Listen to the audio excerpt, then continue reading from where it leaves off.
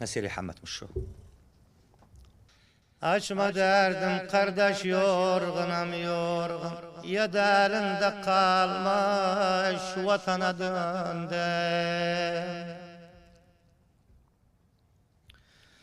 Kurumuş yarpağı kesilmiş suyu, kesilmiş suyu. Bir bara yolunmuş bostana döndüm, bostana döndüm. Ay terk ettim diyarım, maldan talandım, naçar kaldım, kapı dilendim. Kapı dilendim. Yok kimseye elimizi açtık. Yani var adamlar gariyetler hatta müsaadete gitmiyor. Çünkü biz müsaadet mal değildik. Biz idik aleme veren.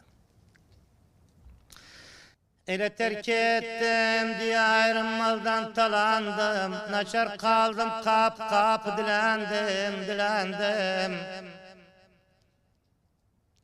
Sakız oldum, ağızlarda çiğnendim.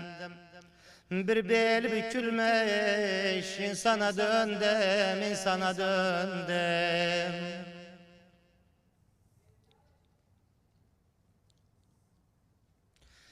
Ele seçerdim, ölçerdim, verirdim dola.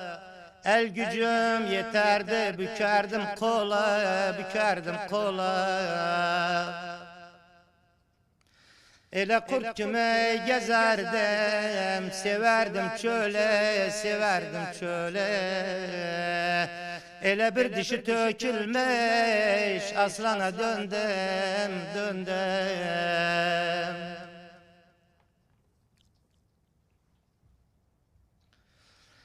Hayatlı yayan gamsız köye geçerdim. Anahtarsız kapıyı dilden açardım. Arpa ile buğday birden biçerdim. Sümbüle silkinmiş, harmana döndüm.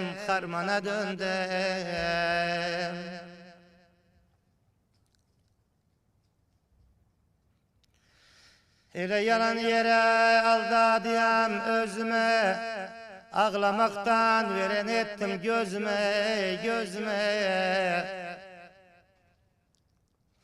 Konuşayım kimse almış sözüme. Bir teli kırılmış, kemene döndüm. Ele aldanma, ay yana yar varma, namarda dönüp yaltanma. Bir kere aldansay, bir de aldanma.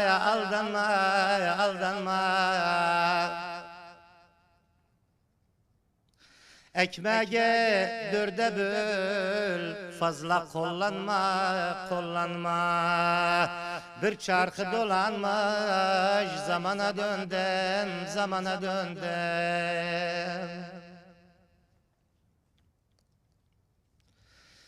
Elemiş oğla diğer iş tutmaz oldu elem. Bu gördüğüm günler kesti hayalim. Ele zor oldu yaşamak, hak oldu ölüm. Bir takta yıkılmış sultana döndüm.